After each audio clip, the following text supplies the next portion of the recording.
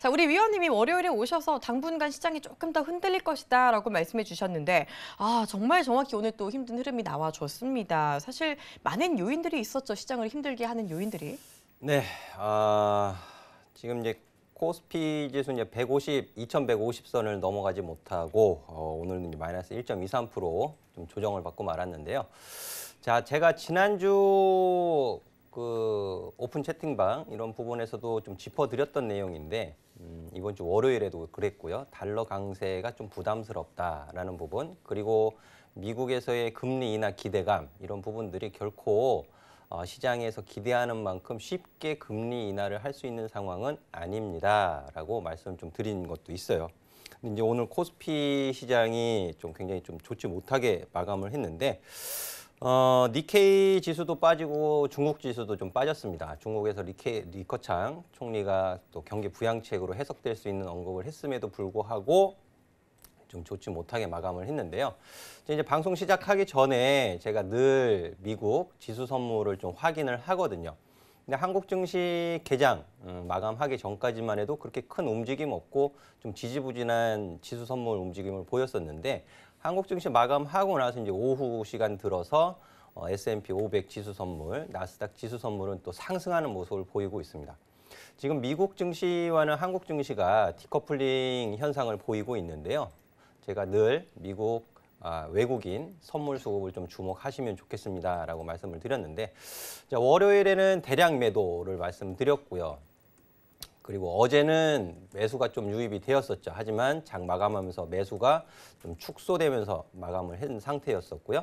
오늘은 또 장중에 매도가 굉장히 많이 출회가 되는 모습을 보였습니다. 그만큼 지속성, 연속성을 보이고 있지 않다라면 앞으로 향후 불확실성에 경계를 하고 있다라고 해석을 할 수 있는 부분이거든요. 따라서 시청자 여러분들께서도 하반기 수익을 내시기 위해서는 너무 좀 이렇게 산발적인 투자보다는 좀 집중과 인내심이 좀 필요하지 않겠는가라고 정리를 해서 말씀드리도록 하겠습니다. 네, 무엇보다 인내심이 필요하다라고 말씀을 해주셨습니다. 달러 강세가 우려스럽다라고 말씀해 주셨는데 정말로 환율이 계속해서 상승을 하고 있어요. 사실상 7월 들어서 환율이 원 달러 환율 같은 경우 16원 정도 상승을 했던 것 같더라고요. 이런 달러 강세는 계속 이어지고 그러면 환율은 계속 오를 것이고 그러면 수급도 계속 부진할 것이고 이런 악순환 계속 이어질까요? 그래서 원달러 환율이 이제 3거래일째 지금 워낙 약세 흐름을 보이고 있는데요. 네. 그 판문점에서 또 3자 회동, 네. 북미 회동 이런 부분들이 있었음에도 불구하고 원화 약세가 나타나고 있죠. 이런 부분들은 유럽에서도 영향을 받고 있는 요인이 있기 때문에 뭐 어쩔 수 없는 현상인데요. 하지만 추가적인 원화 약세는 좀 제한적일 것이다라고 좀 전망을 해드릴 수 있을 것 같습니다. 그리고 달러 강세도 오늘은 좀 주춤하는 모습을 좀 보이고 있거든요. 근데 이것이 연준 위원들의 발언, 그리고 지금 ECB의 새로운 대통령, 경제 대통령 라가르드 IMF 총재 이쪽으로 좀 추천되고 있는 부분들이 좀 긍정적으로 보여지고 있는데요.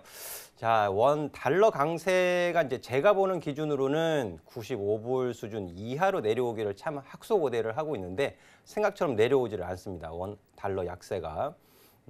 지금 금리 인하 이런 부분들도 좀 후에 이 시장 이슈에서 좀 말씀을 드리도록 하겠지만은, 경제 지표가 월요일에 제가 말씀드린 경제 지표 있죠. 시장 체크 포인트, 미국 ISM 제조업 PMI 지수, 이 부분이 이전치보다는 개선된 결과가 나왔어요. 시장 예상치보다는 소폭 좀 못 미치는 결과가 나왔지만은 이전치보다는 개선된 결과가 나왔단 말이에요.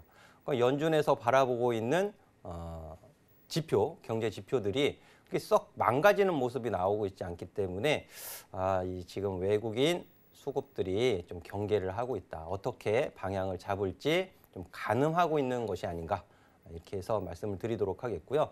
따라서 시장을 이기려고 하지 마세요. 시장을 이기는 투자는 어렵습니다.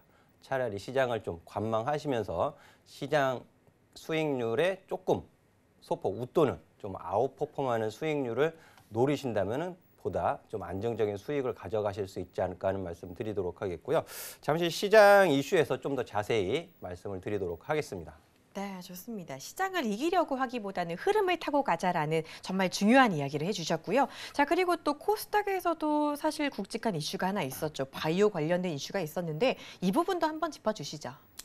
이 인보사 허가 취소가 결정이 되었습니다. 근데 코오롱 생명과학 같은 경우에는 또 상승 마감을 하기도 했어요. 네. 또 코오롱 생명과학 쪽에서 이제 행정 소송을 하겠다라는 입장을 밝히기도 했는데 여기서 우리 투자자분들은요, 이 부분을 그냥 단순히 인보사만 놓고 보실 부분이 아니고요. 인보사 허가를 받기까지 굉장히 수많은 과정을 거쳤을 거예요.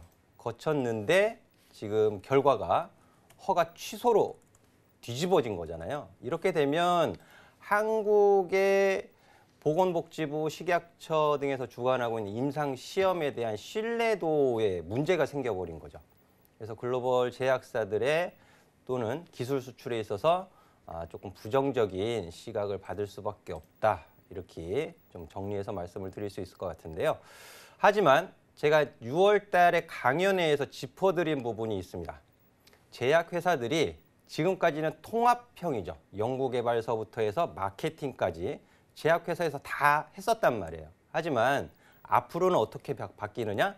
위탁 생산, 위탁 연구개발로 분리형으로 넘어간다라는 부분을 짚어드렸어요. 그러면 지금 블록체인의 가장 큰 장점은 뭔가요? 투명성이잖아요. 그리고 정부에서 제약산업을 육성한다는 방침 4월에 나온 것을 봐도 어떤 거를 중점 두고 있나요? 인공지능을 활용한 연구개발. 이런 부분들이 보다 R&D 연구개발에 있어서 좀 투명성을 제공할 수 있다. 그래서 제약업계에서는 이 연구개발도 자체적인 것보다는 리스크가 너무 크기 때문에 위탁 연구개발로 넘어가는 추세에 놓여져 있다라고 저는 판단을 하고 있습니다.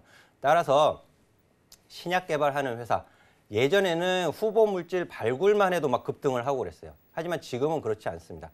지금은 좀 더 냉정하게 공부를 많이 하셔서 기업 분석을 하실 필요가 있겠고요.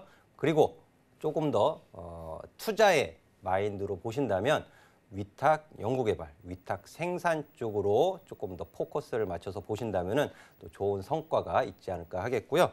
그리고 한국 정부의 이제 반도체 소재 부품 장비 경쟁력 강화 발표 같은 경우에는요, 이게 2008년도에도 이 정부 정책이 있었습니다. 현 정부에서 지금 이제 발등에 어떻게 보면 발등에 불이 떨어진 거죠. 그런데 2008년도에도 똑같아요. 1조 원 지원해가지고 이 소재 부분에서 경쟁력을 좀 강화하겠다라는 정부 정책이 있었습니다. 그게 언제까지?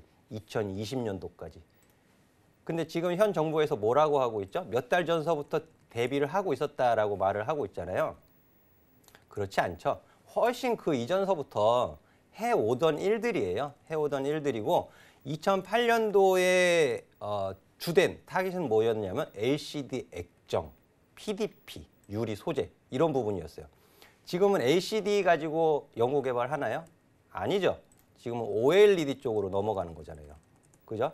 그러니까 이런 부분들은 국가 간에 있어서 정치적인 논리에 의해서 또 발생될 수 있는 변수였는데 예측하기는 어려운 변수였다라고 이거는 인정을 하고 넘어가는 거죠. 그리고 월요일 날 제가 뭐라고 말씀드렸어요.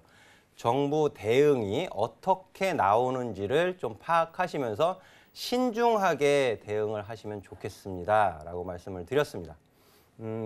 지금 이제 카메라 모듈 쪽에서는 좀 추가적인 하락세가 나오고 있지만 그만큼 그 이전에 많이 올랐어요. 파트론 같은 경우에 주가 조정 지금 뭐 10%, 20% 정도 받는다 하더라도 그간의 상승폭에 비하면은 미미한 조정일 수도 있습니다.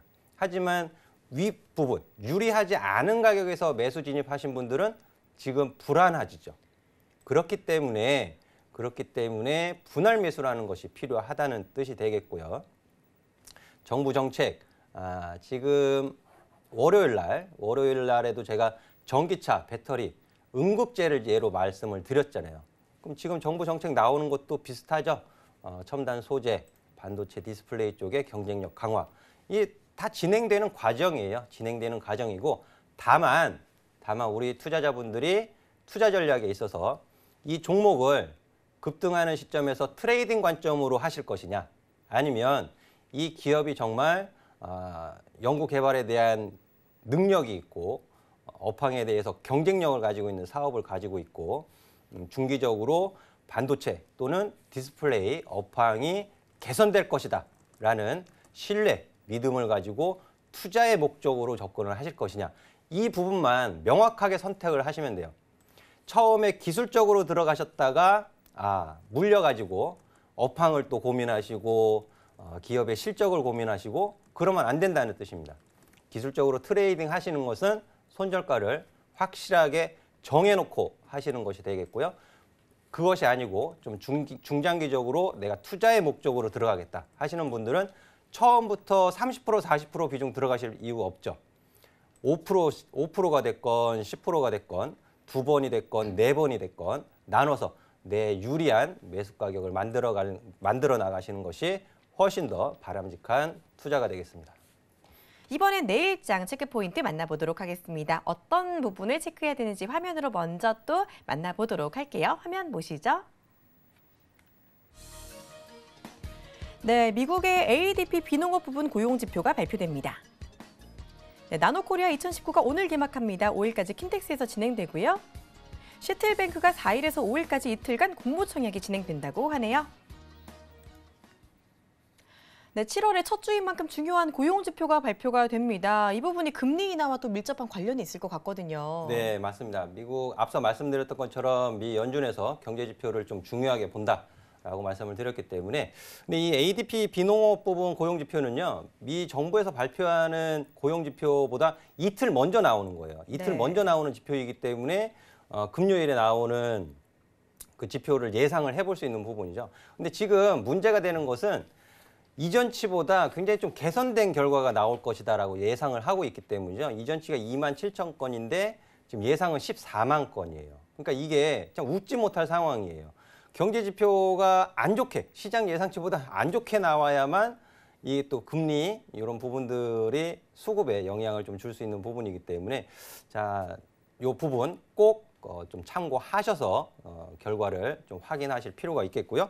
그리고 이제 두 번째 나노코리아 2019 오늘 개막, 이 부분은 이제 개별적인 이슈가 될 텐데 오늘 개막을 했습니다. 그렇기 때문에 오늘 장중에 아마 상보라든지 그래픽 관련주들이 움직였었던 거 보신 분들 계실 거예요.